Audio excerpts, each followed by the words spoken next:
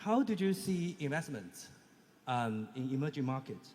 Will Berkshire expand its investments in places like China?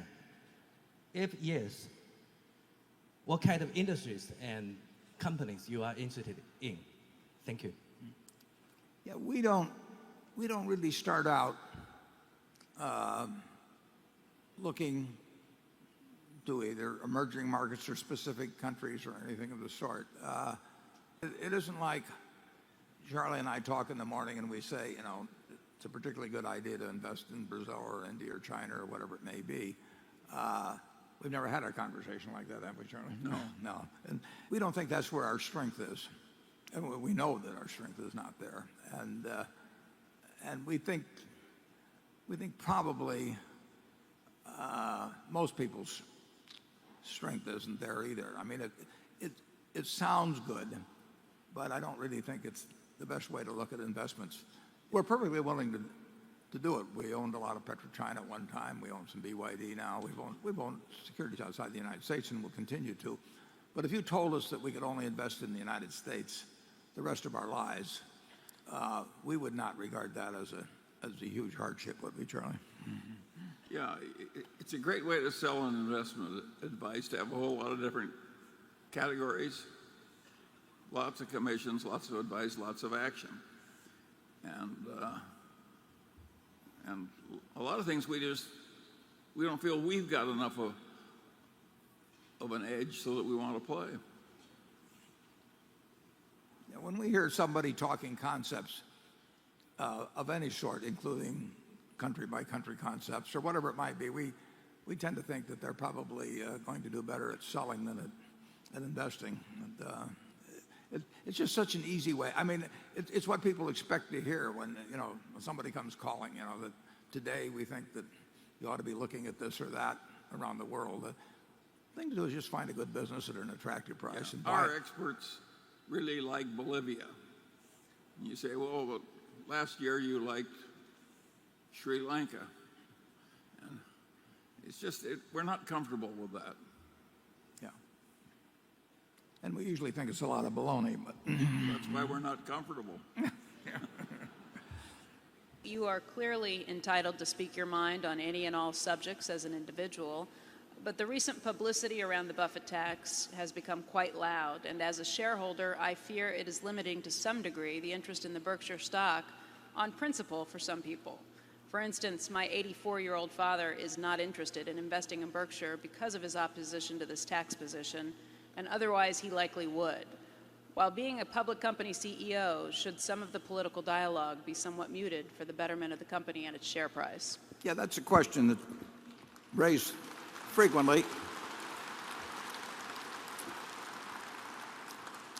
But I really, in the end, I don't think that any employee of Berkshire, I don't think that the CEOs of any of the companies that we own stock in should in any way have their citizenship restricted. And I mean, we did not.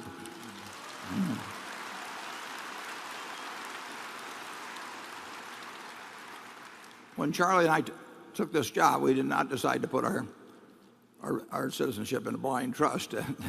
And people are perfectly willing. It's fine if they disagree with us. I don't know the politics of necessarily of Ken Chenault or Muhtar Kent or John Stump, but they run these businesses in which we have Ginny Rometty. I mean, we got 11 or 12 billion dollars with her. I don't know what her politics are, and I don't know what her religion is. She's got all kinds of personal views, I'm sure but it doesn't make any difference. I just want to know how she runs the business, and I really think that 84-year-old man making a decision on what he invests in based on who he agrees with politically, it sounds to me like he ought to own Fox.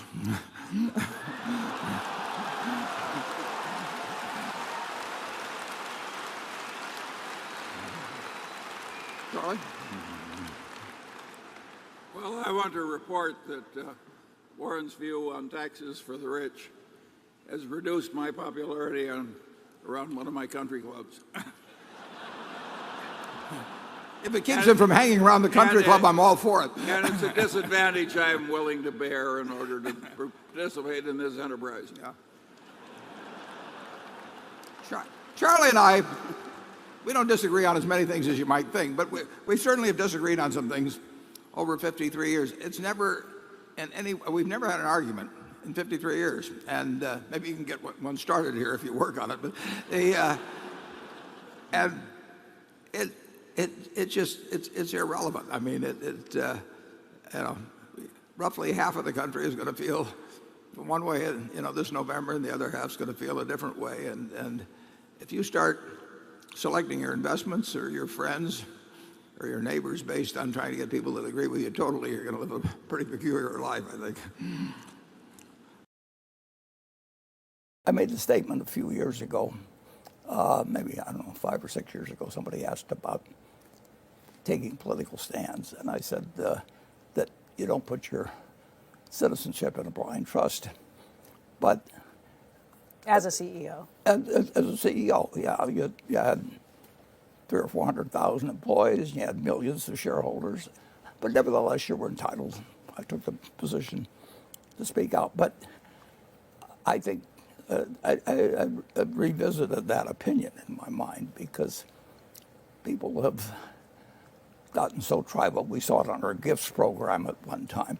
But there's no reason why somebody that's answering a phone at Geico or waiting on a customer at the Nebraska Furniture Mart should be dealing with people who have a negative opinion of the company because of something I've said. And I've got identified so much with Berkshire that as long as I'm speaking at the annual meeting or anything like that, people associate it with the voice of Berkshire to some extent. And the employees don't deserve that. The companies don't deserve it. And so I backed away from that. Mm-hmm.